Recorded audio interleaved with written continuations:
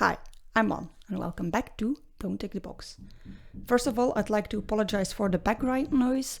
My neighbors found a very unfortunate timing to do some in-house renovating or decorating. I don't know. It's really bothering me a lot, but it can't be helped. Secondly, most of you are probably here expecting an Inktober unboxing video.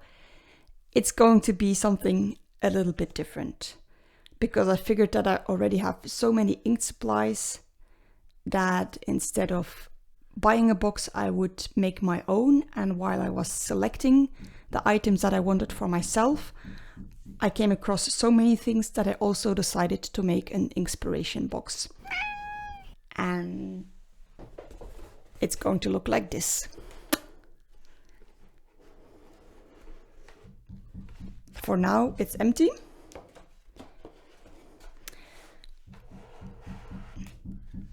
But I have selected a lot of things to go inside it. First of all, obviously, a surface, which is a very standard Seawhite Sketchbook with blank pages. It's not super absorbent, but it should hold ink pretty well. I would also like to note that I bought no new things for this. These are all things that I already have in my supply. Secondly, not something that you absolutely need when working with ink, but that I've always found helpful, is a palette with a lot of ink wells, or wells for short. Then, of course, the main item, the main deal, the real star of the show, the ink. And I have decided to put in all the lovely colors that I got in the Artful ink box. Not because I don't like them, but because I was so happy. No, I should not say happy. Because I was quite impressed with the quality, and then I found that I actually did really nothing with them because all the colors were just slightly off my favorites. So I'm going to give them to somebody who will probably appreciate them a little bit more.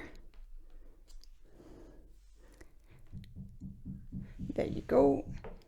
Purple and yellow also fit neatly within. And now some of the more fiddly bits and detailed bits. Obviously, when working with ink, you need something to apply the ink with.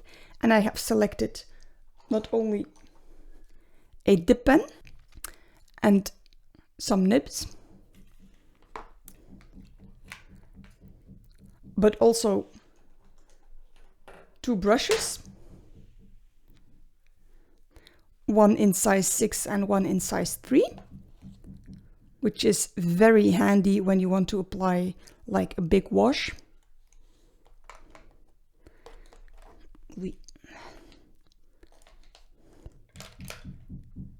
And lastly, among the applicators, I have also selected a water brush because I found last year this was very handy when working with ink washes. There you go. Then the 3 last items. One thing that also you don't absolutely need, especially since the ink that I'm giving in this box has its own dropper, but I'm also adding a water dropper extra, as you may imagine, for just measuring the amount of water that you add to the ink. This is actually quite helpful. Then I'm also adding a pencil. Again, you probably don't really need this in an ink box because a pencil is something most people will have, but I thought that the yellow matched the box quite well and it's a very good pencil, so why not?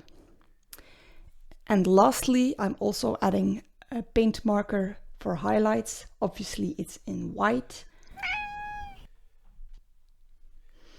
There's very little to add extra to that.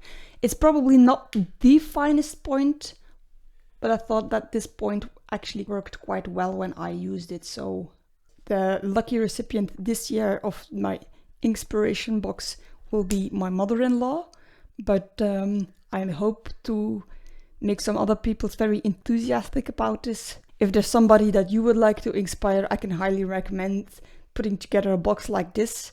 It's great fun, and since I already had the supplies and did nothing with them, it also cost nothing to make, so it's just a fun thing to give. I'll leave it at that. While Common Cat gives you this year's official Inktober prompts, let me remind you to like and subscribe if you like this video, and I'll hope to see you next week. Bye!